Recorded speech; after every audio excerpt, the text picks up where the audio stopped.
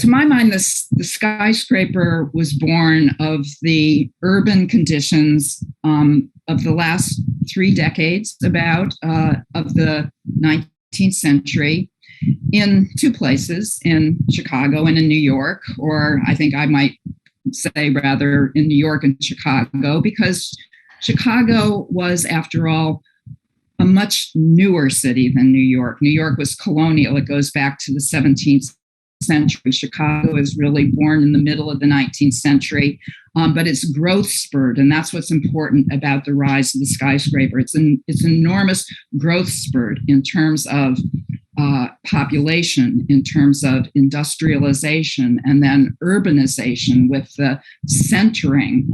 through rail systems of commodities and workers. This is the kind of field of force that creates the energy that expands into the vertical in the skyscraper because of the pressures on land, because of the need for space. This economic environment that really begins to grow in Chicago after the Great Fire, and at the same time, so in the after 1871, but through the 1880s and the first experiments with steel skeleton construction that begin to capitalize on the value of the land at the center. These early experiments with Jenny and others begin to satisfy the demands of this growing city. And likewise in New York at the same time, where immigration was the point of entry from Europe, where the population is expanding even faster than it is in Chicago. These forces then concentrate the entrepreneurial energy, the industrial power that creates businesses, and businesses need space. And then the space of the city becomes a kind of container for these competing interests. And developers come in and architects come in. We call them developers today, but these are investors who are looking for a place to create extra value with their money. They have an excess of funds to invest, whether it's in railroads or whether it's in buildings. And the place that they are able to find their highest return on investment becomes urban real estate at the center of the city, the central business district. And it's true in Chicago within the Loop, and at the same time, especially in New York, in the financial district around the banking center, and that place of kind of both technology and trading that demands a proximity. So these forces really begin to expand in the 1890s at the same time that the steel skeleton allows for the concentration of points of support and large areas of space to be enveloped by glass windows, to rise high and efficiently, and to let that entrepreneurial energy expand in the vertical, initially without regulation, initially without limit to height.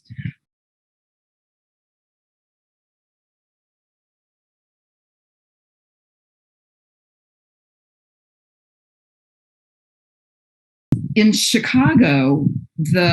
in the era of the early 1890s and the Schiller building and so many others, the auditorium before that, so many of the Adler and Sullivan constructions, or especially the Burnham and Root commercial buildings that you see around Dearborn Station, the Monadnock and others, this kind of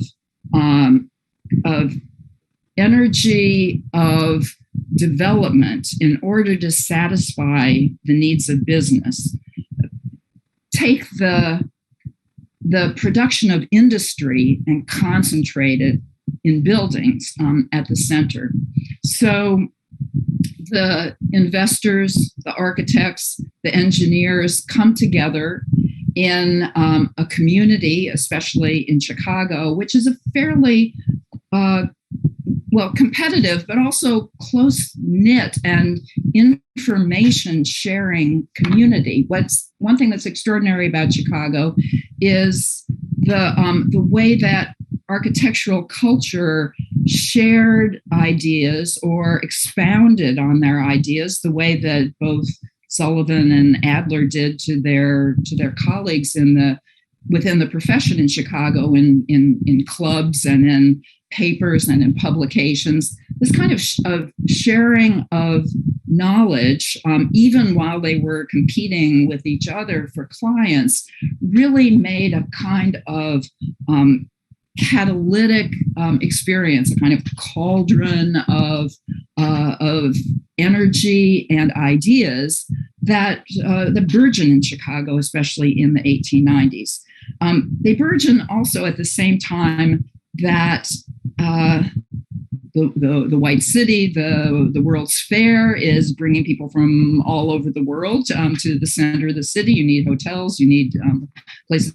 for people to stay, they have places that they want to shop. All of those forces of urbanization and centralization are there. But at the same time, so much growth had a reaction by other building owners that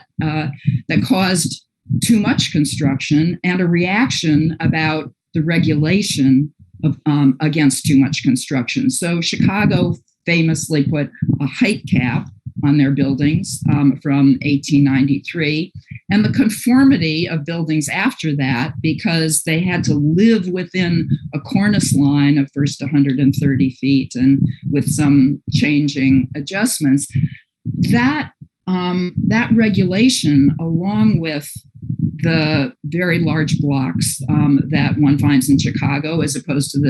the small lots especially in the financial district around Wall Street in New York, produced small lots of land where architects and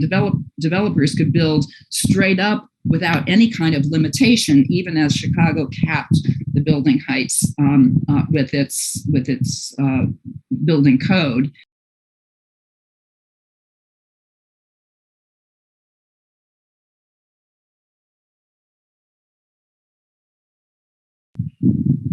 In these two places, let's call it the vernacular of capitalism takes different expressions. So after 1893, Chicago suffers, as does the rest of America, from a recession, a Great Recession that keeps down construction,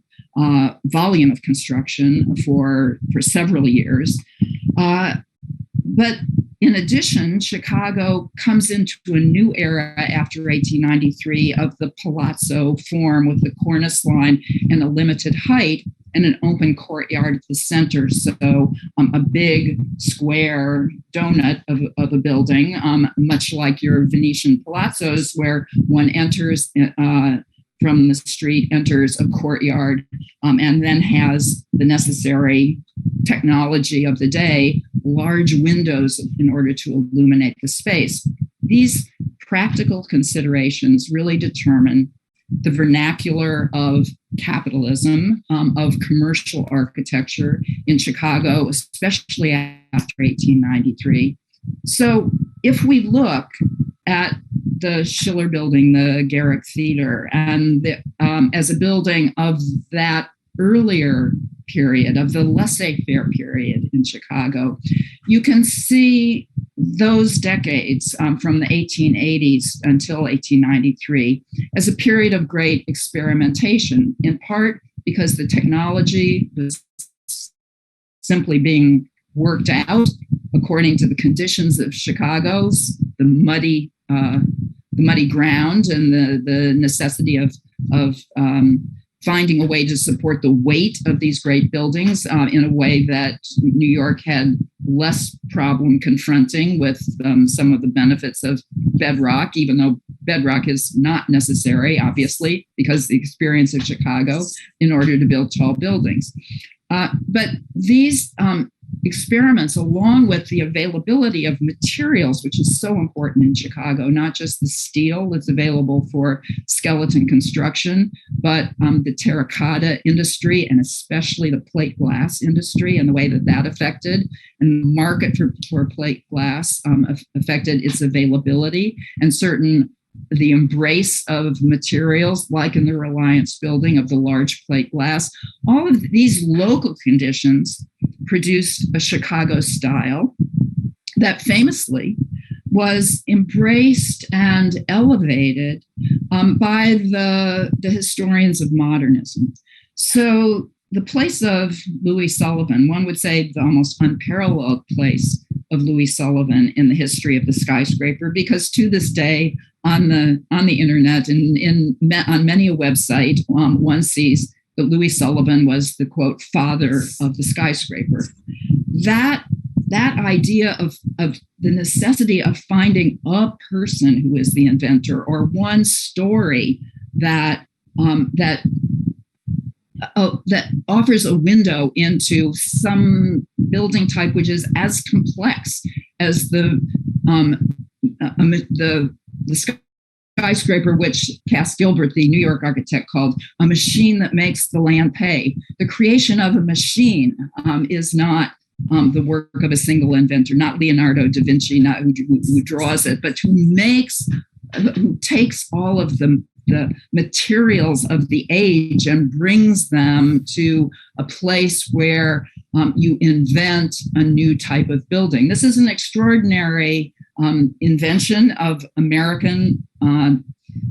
entrepreneurial energy, and it's certainly not the vision of one man. But if we look at Sullivan and we take that one single phrase that he wrote in 1896 about form follows function,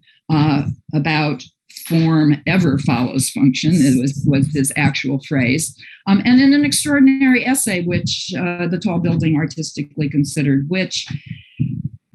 expresses, which seeks to find an expression of aesthetics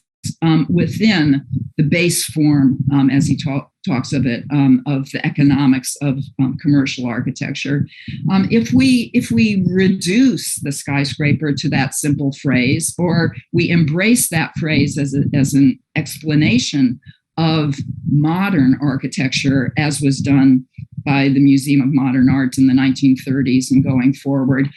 we belie the kind of beautiful complexity that exists within the invention of this urban building type.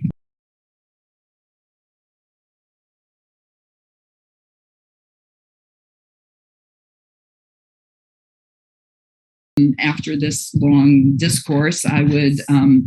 suggest that the Schiller building and all of the buildings of Chicago, especially coming up to the 1890s, when that first Chicago school is searching both for technological solutions as well as artistic expression, and Sullivan was paramount